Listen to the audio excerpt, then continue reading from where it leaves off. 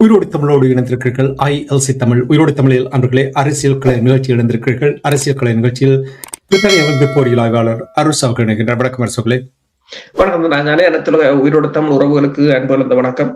அன்பர்கள் சார்பாக உங்களுக்கு வணக்கத்தை தெரிவித்துக் கொண்டு நாங்கள் இன்று இலங்கை தீவில் நடைபெறுகின்ற விடயங்களை பார்ப்போம். குறிப்பாக முதலில் கோணேஸ்வர ஆலயத்தில் கருகிய விமானப்படையினுடைய ரேடார் ஒன்று பொருத்தப் போவதாக கூறப்படுகின்றது. எங்கெங்கெல்லாம் தமிழர்களுடைய வளமுள்ள இடங்களை, புராதன இடங்களை ஏதோ ஒரு விதத்தில் சூறையாடுவதற்கான முயற்சிகள் தான் எடுக்கப்படுகின்ற என்று பலர் குற்றம் சாட்டி கொண்டு வருகின்றார்கள். அந்த குற்றங்களை கேட்கும் பொழுது, அந்த குற்றம் சாட்டுவதை கேட்கும் பொழுது தெளிவாக தெரிகின்றது அவர்களுடைய ஒவ்வொரு நடவடிக்கைகளையும். என்ன காரணத்துக்காக விமானப்படையினர் இங்கே இந்த ரேடாவை கொண்டு வந்து பொருத்த போகிறார்கள்? தமிழர்களின் நிலத்தை ஏதோ ஒரு வகையில் அதை அபகரிப்பதற்கான முயற்சிகளை அவர்கள் தொடர்ச்சியாக எந்த வழியில் என்றாலும் அதை செய்து கொண்டுதான் இருக்கிறார்கள். நீங்கள் பார்க்கலாம், தொடர்ச்சியாக மேற்கொள்ளப்படுகின்ற வடக்கு கிழக்குல எந்த ஒரு நில அபகரிப்புக்கும் அவர்கள் ஏதாவது ஒரு காரணத்தை சொல்லித்தான் அதனை செய்கிறார்கள். இப்போது கோணேஸ்வரத்தை பொறுத்தவரையில் அந்த கோணேஸ்வரத்துக்கு கிட்டத்தட்ட 247 ஏக்கர் நிலம் இருந்தது. அது அந்த கோயிலுக்குரியது, சுற்றுலாத்துறைக்குரியது என்று சொல்லி அதில் முதலில் அதில் இருந்த கேணியை மூடிவிட்டு அதில் இராணுவ தளத்தை அமைத்தார்கள். அதற்கு பிறகு பார்த்தால் அதற்குள் காவல்துறையின் விடுதியை கொண்டு வந்தார்கள், போலீஸ் குவார்டர்ஸ். அதற்கு பிறகு பார்த்தால் நந்திமலையில் கடற்படை தளத்தை அமைத்தார்கள். இப்போது வான்படையினர் ரேடார்களை அமைக்க வேண்டும் என்று கேட்டிருப்பதாகவும் அதற்கு பொதுமக்கள் அந்த நிர்வாக சபை எதிர்ப்பை தெரிவித்திருப்பதாகவும் கூறப்பட்டிருக்கிறது. நீங்கள் கேட்டது போல இப்ப ஏன் ரேடார் என்று சொன்னால் இது ஒரு மிகப்பெரிய ஒரு சிக்கலாக இருக்கிறது என்று சொன்னால், டியாகோ காசியாவில அமெரிக்கா, பிரித்தானியாவின் தளம் இருக்கு. அதனைத்தான் அமெரிக்கா பயன்படுத்துகின்றது. ஆனால் பிரித்தானியாவுக்கும் அமெரிக்காவுக்கும் இடையிலான முரண்பாடு, பிரித்தானியா அதை பயன்படுத்த வேண்டாம் என்றது, அமெரிக்கா பயன்படுத்துவது என்று சொல்லி பெரிய பிரச்சனை. அமெரிக்காவுக்கு ஒரு தளம் தேவை. அப்ப அதாவது மிலேனியம் சேலஞ்ச் உடன்பாடு கூட நாங்கள் முதல் பேசியிருந்தோம். மெல்ல மெல்ல இலங்கை அதை செய்து விட்டது என்று சொல்லி சோஃபா உடன்பாடுகளை எல்லாவற்றையும் அவர்கள் செய்து விட்டார்கள், வெளியில் சொல்லவில்லை. அமெரிக்காவுடன் எழுதப்பட்ட உடன்பாடுகள் கூட வெளியில் இதுவரை நாடாளுமன்றத்தில் சமர்ப்பிக்கப்படவில்லை என்று கூட கூறப்படுகிறது. இப்போது திடீரென்று திருவோணமலையில் வான்படையினர் ரேடார்களை அமைக்க போகிறார்கள் என்று சொன்னால் அதை இந்த நடவடிக்கையை அது உறுதிப்படுத்துவது போலதான் இருக்கின்றது. வளைகுடா நாடுகளில் உங்களுக்கு தெரியும், அமெரிக்காவின் தளங்கள் எல்லாம் இனிமேல் செயற்பட முடியாத ஒரு நிலைக்கு வந்துவிட்டது. வளைகுடாவின் சமநிலை பாரசீக வளைகுடாவின் சமநிலை மாறிவிட்டது. அப்ப அந்த நிலையில் அவர்களுக்கு இந்து சமுத்திர பிராந்தியம் இப்போ ஒரு மிக முக்கியமானது. இலங்கையிலும் அதுல திருவோணமலையில் ரேடார்களை அமைத்தால் திருவோணமலை துறைமுகமும் மிகவும் ஒரு இயற்கையான அரண்களை கொண்ட துறைமுகம். அப்ப அதற்கு அதன் பாவனைக்கும் அதன் பாதுகாப்புக்கும் ரேடார்களை பொருத்துவதாகத்தான் இதனை பார்க்கக்கூடியதாக இருக்கின்றது. இலங்கை அரசும் இதற்கு உடந்தையாக இருக்கின்றது. ஆனால் இலங்கை அரசு அதை என்ன செய்கிறது என்று சொன்னால், அதை ஏதோ ஒரு வகையில் தமிழர்களின் நிலத்தை அபகரிப்பதற்கும் தமிழர்களின் இடத்தில் அமெரிக்காவுக்கோ அல்லது வேறு நாடுகளுக்கு இடம் கொடுப்பதற்குமான ஒரு தனது இனவாதத்தையும் அதற்குள் கலந்து செயற்படுவது போலதான் தெரிகின்றது. அரசுகளே, இந்த இலங்கை தீவை நீங்கள் எடுத்தீர்கள் என்றால், சமீபத்தில் மத்திய கிழக்கு நாடுகளில் நடக்கின்ற சம்பவத்தை அவர்கள் புரிந்து கொள்ள, நீங்கள் கூறியது போல் இந்த சோஃபா உடன்படிக்கை தொடர்பாக நாங்கள் முன்னரே பேசியிருந்தோம். அந்த உடன்படிக்கையை கைச்சாத்திடாததனால் அமெரிக்காவுக்கு தளம் கொடுப்பதற்கும் எண்ணெய் நிரப்புவதற்கும் கொடுக்க தேவையில்லை என்ற விடயங்களை நாங்கள் பேசும் பொழுது, உங்களுக்கு தெரியும், எத்தனையோ நாடுகளில் அமெரிக்கா கேட்ட பொழுது அவர்கள் மறுத்து விட்டார்கள். எண்ணெய் நிரப்புவதற்கு, விமானம் பறந்து செல்வதற்கான அந்த பாதைகளை, அதுக்கான தடைகளை எல்லாத்தையும் போட்டார்கள். ஏன் இலங்கை இப்படி ஒரு சிக்கலுக்கு அவர்கள் கொடுத்துத்தான் ஆக வேண்டிய ஒரு நிலைமைதானா, அல்லது தங்களுக்கு சலுகைகள் பெறுவதற்காக இப்படி ஒரு தளத்தை கொடுக்க இந்த ரேடாரை பொருத்துவதற்காக முயற்சிக்கிறார்களா? அவர்களுக்கு ஒன்று உங்களுக்கு தெரியும், IMF அறிக்கையின்படி கூட இப்போது இலங்கை ஓரளவு தப்பி பிழைத்திருப்பது என்று சொன்னால் வெளிநாடுகளின் உதவி. IMF கேட்டு கேட்காமல் 2 தவணை பணமாக $700 மில்லியன் கொடுத்து விட்டு போயிருக்கின்றது. இந்த நடவடிக்கையால் இலங்கையின் பொருளாதாரம் 0.6% குறைவடையலாம் எதிர்பார்த்ததை விட என்று கூறியிருக்கிறது. அதாவது இலங்கை ஓரளவு சிறிய நாடு என்றபடியால் அதை தப்பி பிழைக்கக்கூடிய சந்தர்ப்பங்கள் இருக்கின்றது.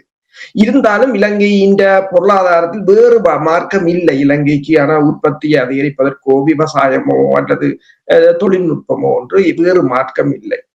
இப்ப சில நாடுகள் இது என்ன செய்கிறார்கள் என்று சொன்னால், மேற்குலக நாடுகளிடம் பணத்தை பெறுவதற்கும் கடன்களை வாங்குவதற்கும் அவர்களுடன் இணைந்து பணியாற்றுவது, அவர்களுக்கு தளங்களை கொடுப்பது, அதாவது தளங்களை அவர்கள் அந்த நாட்டை விற்பது போன்ற ஒரு நடவடிக்கை தான். இப்ப IMF வந்து அமெரிக்காவின் இப்ப தளத்தை கொடுக்கவில்லை என்று சொன்னால் IMF ஏதோ ஒரு காரணத்தை சொல்லி இவர்களை அதிலிருந்து விலக்கும். பிறகு மனித உரிமைகள் ஆணைக்குழு இருக்கின்றது, அதை ஏதோ ஒரு காரணத்தை சொல்லி இலங்கை மீது தீர்மானம் கொண்டு வரப்போறோம் என்று மிரட்டுவார்கள். இந்த அழுத்தங்கள் இருக்கின்றன. இந்த அழுத்தங்கள் ஒரு புறம் இருக்க, பொருளாதார நெருக்கடி மறுபுறமாக இருக்கின்றது. அப்ப இந்த பொருளாதார நெருக்கடியை சமாளிக்க வேண்டும் என்று சொன்னால் இன்று வரையிலும் அமெரிக்காவின் பொருளாதாரமாக இருக்கலாம் அல்லது படைத்துறை ரீதியாக இருக்கலாம், உலகத்துல இப்பயும் இன்னும் அது முன்னணியில் தான் இருக்கின்றது. இப்ப ஏதோ ஒரு வகையில் இலங்கை டாலரை கூட, இப்ப உங்களுக்கு தெரியும் UAE கூட அமெரிக்காவுடன் டாலரை கேட்கிறது கரன்சி ஸ்வாப் என்று சொல்லி. ஸ்காட் பெசன்ட் சொல்லி இருக்கின்றார், UAE மட்டுமில்ல பல ஆசிய நாடுகளும் கேட்டிருக்கின்றன. இதுல இலங்கை இருக்கொண்டு இன்னும் தெரியாது, சில பல இலங்கையும் தான் கேட்டதோ தெரியாது. இப்படி அப்ப இவர்கள் அந்த பணத்தை வாங்கி கொண்டு இதனை கொடுப்பது போலதான் தெரிகின்றது. அதுவும் திருவோணமலையை கொடுக்கிறார்கள், அது தமிழர்கள் பிரதேசம் தானே, அதை கொடுத்திருப்பது போலதான் தெரிகின்றது. சீனா இந்தியா எவ்வாறு இதை பார்க்கும்? சீனாவுக்கு இது ஒரு மிகப்பெரிய ஒரு சவாலான விடயம். இந்தியா அதுக்கு பிரச்சனை இல்லை, ஏனென்றால் இந்தியாவால் இதுக்கு இனிமேல் எதுவும் செய்ய முடியாத நிலைமை. அப்ப இதுல இப்ப நடக்கிற பூகோள அரசியல் போட்டிகளில் ஈவன் பாகிஸ்தான் கூட ஒரு பேசு பொருளாக இருக்கிறது, இந்தியா இல்லை. ஆனால் சீனாவுக்கு இது ஒரு மிகப்பெரிய ஒரு சவாலான விடயம். எனவேதான் சீனாவின் தூதுவர் கூறியிருந்தார், இலங்கைக்கு எரிபொருள் நெருக்கடி வர விடமாட்டோம் என்று கூறியிருந்தார். இப்ப ஏட்டிக்கு போட்டியாக இருவரும் ஏதாவது ஒன்று செய்ய வேண்டிய ஒரு நிலை. சீனா அதை அமைதியாக செய்யும், அமெரிக்கா ஆர்ப்பாட்டமாக செய்கிறது, சீனா அமைதியாக செய்யும். சீனா ஏற்கனவே அம்பாந்தோட்டை பகுதியில் தனக்கான தளத்தை அமைத்திருக்கின்றது. ஆனால் அதில் ரிஃபைனரியை போடுவதை சீனா இப்போது அதை மறுத்து விட்டிருக்கிறது. என்று சொன்னால் இலங்கை இன்னும் அதாவது ஒரு தளம்பல் நிலையில், அதாவது அமெரிக்காவுக்கு ஒரு முகத்தையும் சீனாவுக்கு ஒரு முகத்தையும் காட்டிக் கொண்டு நிற்பதால் சீனா அந்த பிடியை இப்போதைக்கு தளர்த்துவதாக இல்லை. இனி இன்னொரு விடயம், அதாவது உங்களுக்கு தெரியும், மத்திய கிழக்கு நாட்டில் ஏற்பட்டிருக்கின்ற இந்த போர்னால் எண்ணெய் பற்றாக்குறை இருக்கின்றது. கடந்த வாரம் உங்களோடு நான் உரையாடும் பொழுது ஒரு பேரல் எண்ணெய் $280 மேல் கொடுத்து தான் வாங்கின என்பதை உறுதிப்படுத்த முடியவில்லை. அப்படி நடந்திருக்கின்ற விடயங்கள் இப்பொழுது அது உறுதிப்படுத்தப்பட்டிருக்கின்றது. 70, 80, 90 ஆக கூடினால் $100, $105 உள்ள ஒரு பேரல் ஆஃப் ஆயிலுக்கு $288 கொடுத்திருக்கிறாங்க. என்ன காரணத்துக்காக அவ்வளவு தொகை? அதாவது கிட்டத்தட்ட ஆல்மோஸ்ட் 3 மடங்கு இல்லையா? உண்மைதான். அது ஒன்று, அதுல ஒன்று என்னென்று சொன்னால் மசகு எண்ணெய் தான் மலிவானது. இவர்கள் டீசலை வாங்கி இருக்கிறார்கள். என்னென்று சொன்னால் இவர்களுக்கு சுத்திகரிக்கக்கூடிய நிலை இல்லை. நான் நினைக்கிறேன் இந்தியாவிடம் இருந்து டீசலை எடுப்பவர்கள் சுத்திகரித்த எண்ணெய்களை. ஆனால் இலங்கையில் சுத்திகரிப்பு ஆலைகள் இருக்கின்றது. இலங்கையில் சுத்திகரிப்பு ஆலைகள் இருக்கின்ற சபுகஸ்கந்த என்று நினைக்கிறேன், கொலனாவ. அப்ப இந்த இடங்களில் அவர்கள் சுத்திகரிக்கலாம், ஆனால் அவர்களால் அந்த மசகு எண்ணெயை பெற முடியாத நிலை. அடுத்ததாக நிலக்கரி ஊழலால் அந்த நிலக்கரி மின் நிலையத்திலிருந்து வருகின்ற மின்சாரத்தின் தட்டுப்பாடு. எனவே அதற்கு தேவையான டீசலுக்காக அவர்கள் டீசலை வாங்கி இருக்கிறார்கள். கிட்டத்தட்ட ஒரு பேரல் $281 $8 வரையிலும் ஒரு பேரல் படி 800,000 8 லட்சம் பேரல் எண்ணெய்களை, கிட்டத்தட்ட 1 மில்லியனு கிட்ட பேரல்களை வாங்கி இருப்பதாக சிலோன் பெட்ரோலியம் கோர்பரேஷன் என்ற CPC தலைவர் மயூரா நெத்திகுமார் அவர் தெரிவித்திருக்கின்றார். அதை வாங்கியதை இப்போது உறுதிப்படுத்தியிருக்கிறார்கள். இதை முதலில் ப்ளூம்பர்க் தான் கூறியிருந்தது, இலங்கை இவ்வாறு வாங்குகிறது. ஆனால் என்னென்ற சொன்னால் இப்போ இந்த தற்போதைய நிலையை பயன்படுத்தி பெருமளவான பிளாக் மார்க்கெட், கள்ளச்சந்தை, கருப்பு சந்தை என்று சொல்வது, கருப்பு சந்தைகளில் பலர் இவ்வாறு மிக அதிக விலைக்கு இதுகளை விற்பனை செய்து வருவதாகத்தான் தெரிகிறது. அதன் ஒரு வெளிப்பாடாகத்தான் இந்த கொள்முதலும் இடம்பெற்றிருக்கிறது. இலங்கை என்னென்று சொன்னால் அவ்வளவு நெருக்கடியில் இருக்கின்றன நிலையில் டீசல்களுக்கான தட்டுப்பாட்டை நிவர்த்தி செய்வதற்கு இந்த நிலையை எடுத்திருக்கிறார். அதைத்தான் நானும் கூறுவேன். இப்ப ஒரு கடினமான முடிவுகள் சில வேளைகளில் எடுக்க வேண்டும். அதாவது உங்களுக்கு தெரிந்த மத்திய கிழக்கு நாட்டினால் ஏற்பட்டிருக்கின்ற பொருளாதாரம் தொடர்பாக நீங்கள் உலக நிகழ்ச்சியில் அடிக்கடி கூறும் பொழுது ஆசிய நாடுகளும் ஆப்பிரிக்க நாடுகளும் தான் மிகவும் பாதிக்கப்பட்டிருக்கிறார்கள். அப்ப இந்த நேரத்தில் அந்த தட்டுப்பாட்டை நிவர்த்தி செய்வதற்கு ஓரளவுக்கு அந்த நாட்டை கொண்டு செல்வதற்காக செயல்பட்டிருக்கிறார்கள். சரி, அங்கே அந்த நாட்டில் இருப்பவர்கள் அது தொடர்பான முடிவுகளை கொடுப்பார்கள். எனவே உங்களுக்கு தெரியும், அந்த இலங்கை கடற்பரப்பில் வைத்து ஈரானுடைய கப்பலை தாக்கி அழித்தது அமெரிக்கா. அதில் தப்பியவர்கள் தொடர்பாகவும் இறந்தவர்கள் தொடர்பான விவரங்கள் நீங்கள் கூறி வந்திருந்தீர்கள். இப்பொழுது மேலதிக தகவல் வந்திருக்கின்றது. அந்த கப்பல் யாருக்கு வந்த என்ற தகவல் கூட இப்பொழுது வந்திருக்கின்றது. இது தொடர்பாக என்ன அறிந்தீர்கள் என்று கூறுவீர்கள்? உண்மைதான். என்னென்று சொன்னால் அந்த கப்பலில் இருந்தவர்களை இப்போது இலங்கை அரசு விடுவித்திருக்கின்றது. அதில் இலங்கையில் இருந்து அவர்கள் சென்று விட்டார்கள். அதில் சென்றவர்கள் அங்கு தொலைக்காட்சிகளுக்கு இப்போது பேட்டி அளித்திருக்கிறார்கள். அப்போதுதான் அவர்கள் கூறுகிறார்கள், இதுவரை காலமும் எல்லோரும் இணைத்தது ஒரு டோபிட்டோ வகை குண்டுகளால் தான் இந்த கப்பல் தாக்கப்பட்டது என்று சொல்லி.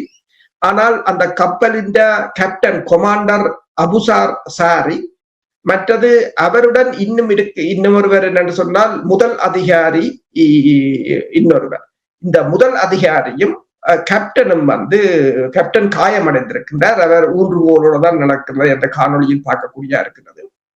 அவர்கள் பேட்டி கொடுத்திருக்கிறார்கள். அப்போது பேட்டி கொடுத்த போது அவர்கள் கூறியிருக்கிறார்கள் என்னென்று சொன்னால், அந்த தங்களை மீதான தாக்குதலை பெருமளவான கடற்படையினர் இறக்க வேண்டும் என்பதற்காக வடிவமைக்கப்பட்டு தாக்கப்பட்டது. ஏனென்றால் முதலாவது டோபிட்டோ வெடித்த போது அதில் ஒருவர் கூட உயிரிழக்கவில்லை. அது இயந்திர அறையை சேதப்படுத்தியதாகவும் கப்பல் நடமாட முடியாமல் நின்று விட்டது.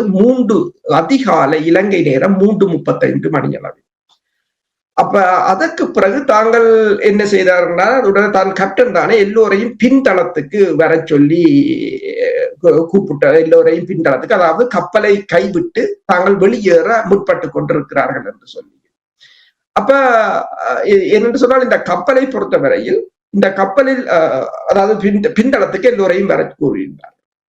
பின்தளத்துக்கு வர சொல்லி போட்டு எல்லோரும் பின்தளத்தில் கூட்டமாக அதை கப்பலை விட்டு வெளியேறுவதற்கு தயாராக இருக்கின்ற நேரம் தான் உள்ளுக்கு போய் செக் பண்ணி கொண்டு வந்தது யாரும் தவறுபட்டிருக்கிறார்களா என்று பார்த்து கொண்டு தான் மேற்தளத்துக்கு ஏறி வரும்போது இரண்டாவது டோபிட்டோ அந்த அவர்கள் கூடி நின்ற இடத்துக்கு கீழாக வெடிக்கப்பட்டிருக்கிறது. அதை வடிவாக அறிந்து செய்திருக்கிறார்கள் என்றுதான் அவர் கூறுகிறார்.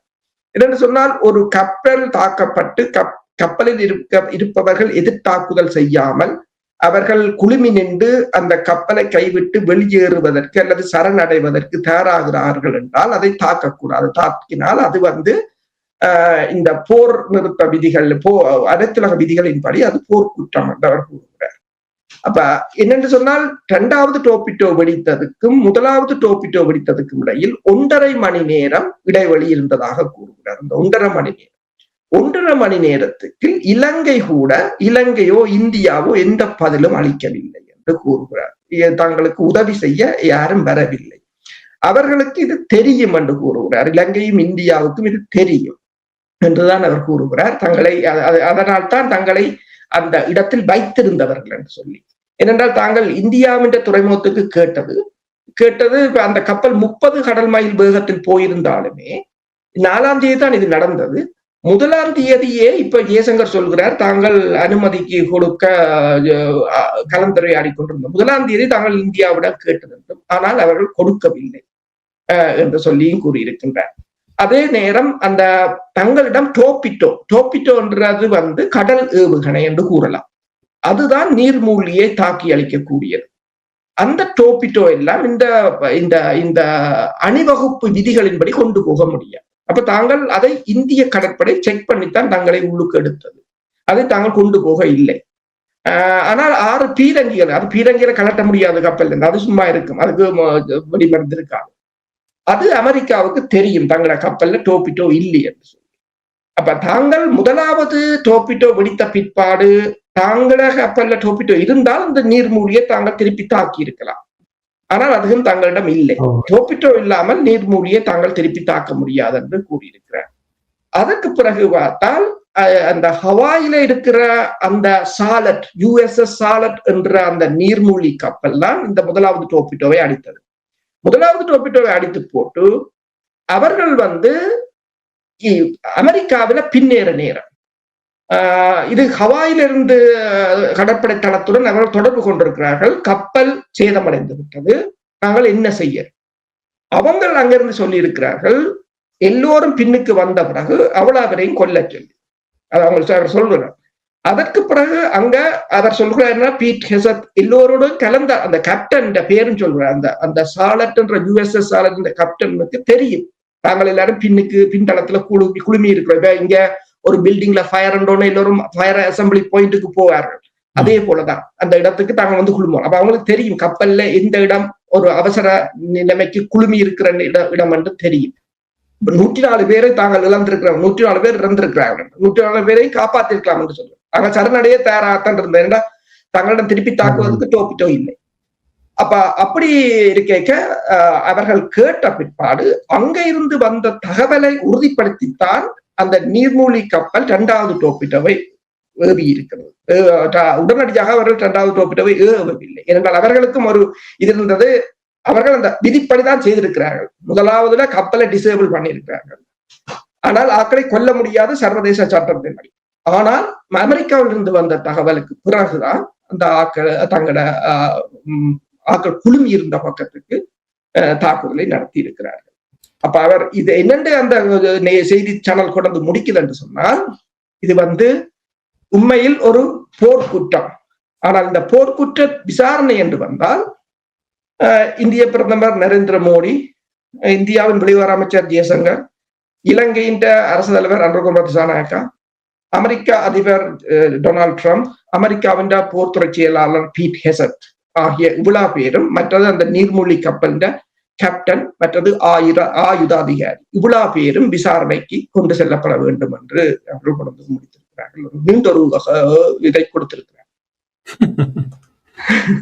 இவ்வளவு பேரையும் விசாரணைக்காக இங்க முக்கியமானவர்கள் இருந்தால் அவர்கள் எப்படி விசாரணைக்கு அழைப்பார்கள்? இது அனைத்துலக சட்ட விதிகளை மீறி இருக்கிறார்கள் என்று உறுதியாக இதை கூறலாமா? அல்லது ஏதாவது அவர் கூறுகிறார் என்று சொன்னால், இந்திய படை தங்களை செக் பண்ணித்தான் உள்ளுக்கு எடுத்தது என்று. அந்த கப்பல்ல டோபிட்டோ இருக்கோ என்ன இருக்கோ செக் பண்ணித்தான் எடுத்தது. இப்ப இந்திய கடற்படைக்கு தெரியும். அமெரிக்காவும் அந்த கடற்படை அணிவகுப்புல பங்கு பெற்றுவதாக இருந்தது. இறுதி நேரத்தில் அவர்கள் அதிலிருந்து விலகி கொண்டார்கள். அவர்களுக்கு முதலே தெரிய வந்தது. எப்படி இவர்களிடம் டோபிட்டோ இல்லை என்று எப்படி தெரிய வந்தது அமெரிக்காவுக்கு? கடற்படை விதிகளின்படி தெரியும். அந்த அதுக்கு மற்றது இந்திய கடற்படை விதிகளின்படி தெரியும். மற்றது அமெரிக்காவின் எலக்ட்ரானிக் வார்ஃபேர் அவங்களோட புலனாய்வுத்துறையும் அதை உறுதிப்படுத்தின பிறகுதான். ஆனால் இதில் ஒரு விடயம் என்னென்று சொன்னால், அவங்கள்ட்ட டோபிட்டோ இருந்தாலும் கூட உங்களால தாக்க முடியாத அளவுக்கு தான் இருந்திருக்கிறீர்கள் என்று. டோபிட்டோ இருந்தா தாக்கி இருக்கிறதா என்றால் ஒரு சண்டைக்கு நீங்கள் தயாரில்லை என்றால் பிறகு மற்ற நாடுகளோட சண்டை போவீர்கள். அது ஒரு கப்பல்ல டோபிட்டோ இல்லை என்று சொன்னால் அதை உறுதிப்படுத்தி அவர்கள் கூறுகிறார் என்றால், இந்திய படையும் எல்லா கப்பலையும், அது வளமையான ப்ரொசீஜர், எல்லா கப்பலையும் செக் பண்ணித்தான் உள்ளுக்கு எடுப்பார்கள், இல்லை என்றால் எடுக்க மாட்டார்கள். இப்ப ஒரு கப்பல்லாம் ஆயுத கப்பல், மற்ற ரெண்டும் இதுக்கு உதவியாக போன கப்பல். அப்ப இந்த ஈரான் முக்கிய ஆயுத கப்பலை தாக்க வேண்டும் என்றுதான் தாக்கி இருக்கிறார்கள். அவர்கள் சொல்ற தாக்கினது பிரச்சனை இல்லை, ஆனால் தாங்கள் கப்பலை விட்டு சரணடைய ரெடி ஆகிட்டோம், தாங்கள் வெளியேற தயாராகிட்டோம். 1.5 மணித்தியாலத்துக்கு இலங்கை கூட வரவில்லை. இலங்கை பேர்ந்து அது 2வது அடிச்ச பிறகுதான் இலங்கை வருகுது. இந்தியா 48 மணி நேரம் கழிச்சு தான் வந்தது. அது இலங்கையெல்லாம் காப்பாற்றி கொண்டு போன அப்புறம்தான் வந்தது. மற்றது இந்த பொறுப்பும் இந்தியாவுக்கு இருக்கிறார். தாங்கள் ஏற்கனவே தங்களோட கடற்படை அதிகாரியும் இருந்தவர், முதல் ரியல் அட்மிரல், அவர் 25ஆம் தேதியே தெஹ்ரானுக்கு போயிட்டார். அதுக்கு அப்புறம்தான் தாங்கள் வெளிக்கிட்டதாக என்று போக முடியாது என்றபடியால் தான் தாங்கள் தங்குவதற்காக இதை கேட்டதாகவும், இலங்கையிடம் கேட்டதாகவும், இந்தியாவிடம் கேட்டதாகவும். ஆனால் அவர்கள் இந்த தாக்குதல் அவர்களுக்கு தெரியும். அதனால் அந்த தாக்குதல் நடக்கும் வரையிலும் அவர்கள் தங்களை அதில் காக்க வைத்திருந்தார். தப்பியவர்கள் ஈரான் திரும்பினார்கள். திரும்பியவர்களில் ஒரு சிலர் ஊடகங்களோடு சந்தித்து உரையாடி இருக்கிறார்கள். ஏதாவது மேலதிக தகவல்களையும் கூறியிருந்தார்களா? அவர்கள் கூறின தகவல்கள் தான் இந்த தகவல்களை கூறியிருக்கிறார்கள். ஊடகத்துக்கு இந்த தகவல்களை கூறியிருக்கிறார்கள். அந்த தகவல்களில் அவர்கள் கூறியது என்னென்று சொன்னால், அதிகாலை 3:35 மணி அளவில் தங்கள் தாக்கப்பட்டது. அதிகாலை 5-6 மணி அளவில் தான் 2வது டோபிட்டோ தங்களை தாக்கியதாகவும் கூறியிருக்கிறார்கள். மற்றும்படி அவர்களை பொறுத்தவரையில் டோபிட்டோவின் நோக்கம் 2வது டோபிட்டோவின் நோக்கம் பெருமளவான உயிரிழப்புகளை ஏற்படுத்துவதற்காக ஏவப்பட்டது என்று சொல்லி ஈரான் சட்ட நடவடிக்கை எடுக்கலாம் என்று நீங்கள் நம்புகிறீங்க? காசாவில உங்களுக்கு தெரியும், கண்ணுக்கு முன்னாலே நடக்கிற யாராலும் சட்ட நடவடிக்கை எடுக்க முடியும். ஏன் பிடிபிராந்து அளிக்கப்பட்ட நெத்தனியாகு ICCயா அவரை செங்கம்பளம் கொண்டு வரவேற்றவர் தான் விக்டர் ஓபன். இன்றைக்கு அவர் இல்லை. மக்கள் ஓரளவு இப்போதைக்கு ஓரளவு கொஞ்சம் மக்களுக்கு இவர்கள் பிரச்சனை தெரிந்து கொண்டிருக்கின்றது. ஆனாலும் அப்படியானவர் இல்லாத அமெரிக்காவிலிருந்து இங்கு இல்லாடம் திரிகிறார்.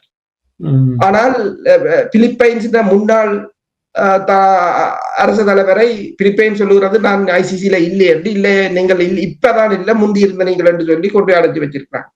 பாவப்பட்டவர்களுக்கு, இயலாதவர்களுக்கு தான் நீதி சட்டம் தன் கடமையை செய்யும். ஏனையவர்களுக்கு சட்டம் கடமையை செய்யாது. ஆனால் ஈரான் அதுக்கான பதிலடியை கொடுக்கலாம். நீங்கள் பலமாக இருந்தால் அதற்கான பதிலடியை கொடுக்கலாம். ஆனால் இயற்கை ஒன்று இருக்கிறது தானே, உங்களுக்கு தெரியும். இலங்கை தீவில் எவ்வாறெல்லாம் இருமாப்போடு இருந்தவர்கள் ஓட வேண்டிய ஒரு நிலைமை ஏற்பட்டது. இதெல்லாம் இயற்கையினுடைய அதற்கான சரியான பதில் என்பதை கூறலாம். இனி நாங்கள் நிகழ்ச்சி என்று கொண்டு வருவதற்கு முன்னதாக அரசர்களே, நிலக்கரி ஊழல் என்று நீங்கள் சற்று முன்னதாக கூறினீர்கள். இந்த விவகாரம் அனுரகுமார திசாநாயக்காவுடைய அரசாங்கத்துக்கு ஒரு தலையடியாக வந்திருக்கின்றது. அது ஒரு தரம் குறைந்த நிலக்கரியை வாங்கினார்கள் என்று அதற்கு காரணங்கள் கூறி ஒரு விதத்தில் சமாளித்திருந்திருந்தால் ஓரளவுக்கு தப்பியிருக்கலாம். ஆனால் அதற்கு வேறு வேறு காரணங்கள் எல்லாம் கூற வழிகிட்டதால் இப்பொழுது சர்ச்சை வந்திருக்கின்றது. அமைச்சர் ராஜினாமா செய்திருக்கின்றார். இது தொடர்பாக என்ன அறிந்திருக்கிறீர்கள்? மேலதிகமாக தகவல்கள் என்ன? கொழும்பு ஊடகம் ஒன்று தெளிவாக போட்டுக்கிறது என்று சொன்னால், நிலக்கரி தொடர்பான அனைத்து குற்றச்சாட்டுகளையும் அரசாங்கம் 2009ஆம் ஆண்டிலிருந்து விசாரிக்க வேண்டும் என்று சொல்லி இருக்கிறது என்று கூறியிருக்கிறது. அதாவது 2009க்கு இருந்து இறக்குமதி செய்யப்பட்டது என்று சொன்னால் கிட்டத்தட்ட 465க்கு மேற்பட்ட நிலக்கரி சரக்குகள் இப்போது விசாரிக்கப்பட வேண்டி இருக்கு. இதற்கிடையில் ஜனாதிபதியின் செயலாளர் நந்திகா சனத் குமாரநாயக்கா அளித்த புகாரை தொடர்ந்து குற்றப்புலனாய்வுத்துறை 2009ஆம் ஆண்டு இறக்குமதி குறித்து தனது விசாரணையை தொடங்கி இருக்கிறது. அதாவது 15 ஆண்டுகளுக்கு மேலாக பின்னோக்கி சென்று கடந்த நிலக்கரி கொள்வனவை விசாரிக்கும் இந்த நடவடிக்கை எதிர்க்கட்சிகள் கடுமையாக சாடி இருக்கின்றன. என்று சொன்னால், அதாவது அவர்கள் என்ன சொல்கிறார்கள் என்பதனால், கடந்த காலத்தை விசாரிப்பது என்பது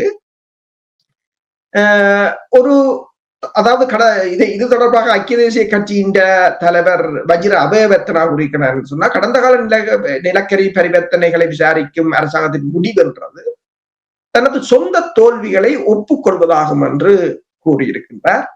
கடந்த காலத்தை விசாரிப்பது என்பது நாங்கள் தவறு செய்தோம், அவர்களும் தான் தவறு செய்திருக்கிறார்கள் என்று சொல்வதை போல இருக்கிறது என்று கூறியிருக்கிறார். இது போன்ற ஒன்றை கேட்பதற்காக இந்த மக்கள் உங்களுக்கு வாக்களிக்கவில்லை, புதியவர்கள் வேலையை சரியாக செய்வார்கள் என்று நம்பித்தான் உங்களுக்கு வாக்களித்தார்கள் என்று அவர்கள் கூறியிருக்கிறார்கள். இன்னொன்று சொல்ல போனால், இந்த முழு நிலக்கரி விவகாரத்தையும் வைத்து அவர்கள் அரசியல் செய்கிறார்கள் என்று கூறியிருக்கிறார்கள். ஏனென்று சொன்னால், 2009ஆம் ஆண்டு வரையிலான நிலக்கரி கொள்முதலை விசாரிப்பது என்பது எவ்வளவு கடினமானது என்றது எல்லோருக்கும் தெரியும். அதாவது இதை அந்த எரிசக்தி அமைச்சரையும் அதனுடன் தொடர்பு பட்டவர்களையும் காப்பாற்றுவதற்கான ஒரு கண்துடைப்பு நடவடிக்கையே தவிர இந்த அரசாங்கம் எதற்கெடுத்தாலும் அவர்கள் செய்தார்கள். அவர்கள் செய்தது ஓகே, அது குற்றம், நீ செய்ததும் குற்றம். அதான் பிரச்சனை.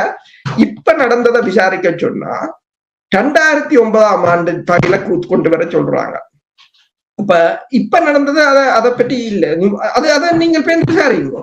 இப்ப நடந்தது நீங்க விசாரிங்க. சரி, 2009 இருந்து இந்த அணு மின் நிலையம் இயங்காம விட்டது இல்ல. அப்ப தரமான நிலக்கரி தான் இறக்குமதி செய்யப்பட்டிருக்கிறது, சர்டிபிகேட் சரியாத்தான் வந்திருக்கிறது.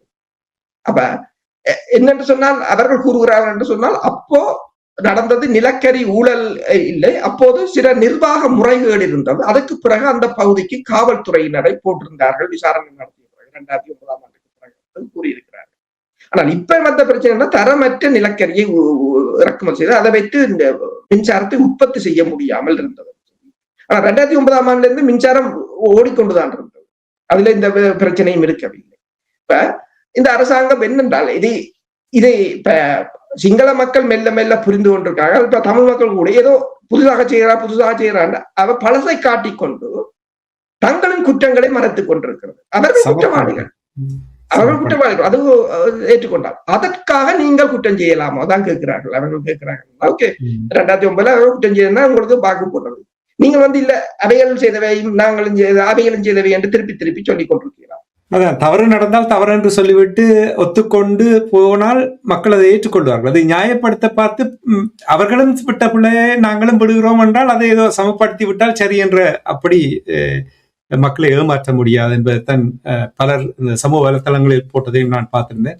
நன்றி அரசுகளே, இந்த நிகழ்ச்சியில் இணைந்து இலங்கையில் உள்ள அரசியல் நிலைமைகளை உயிரோடை தமிழ் உறவுகளோடு பயந்து கொண்டமைக்காக உயிரோடை தமிழ் அன்பர்கள் சார்பாக நன்றி கூறிக்கொண்டு மீண்டும் இன்னொரு நிகழ்ச்சியில் இணைந்திருப்போம். அதுவரைக்கும் நன்றி, வணக்கம். நன்றி, வணக்கம். எமது பார்வையாளர்களுக்கு வணக்கம். மக்களின் குரலாய் ஓங்கி ஒலிக்கும் இலக்கு மின்னிதழ் மற்றும் உயிரோடை தமிழ் வானொலி ஆகிய இவ்விரு ஊடகங்களும் உங்களைப் போன்ற எமது நேயர்கள் நண்பர்களின் ஆதரவிலேயே இயங்கி வருகின்றன. மிக குறைந்த வளங்களுடன் பல இடர்கள் மற்றும் தடைகளை தாண்டி பயணிக்கும் எமது ஊடகங்களின் பணிகள் மேலும் வளர உங்களால் முடிந்த நிதியுதவியை வழங்கி இன்னும் காத்திரமான செயற்பாடுகளை முன்னெடுக்க உதவுமாறு மிகவும் பணிவன்புடன் வேண்டி நிற்கின்றோம். உங்கள் பங்களிப்பு உங்களின் உரிமை குரலாய் ஓங்கி ஒலிக்கும். நன்றி.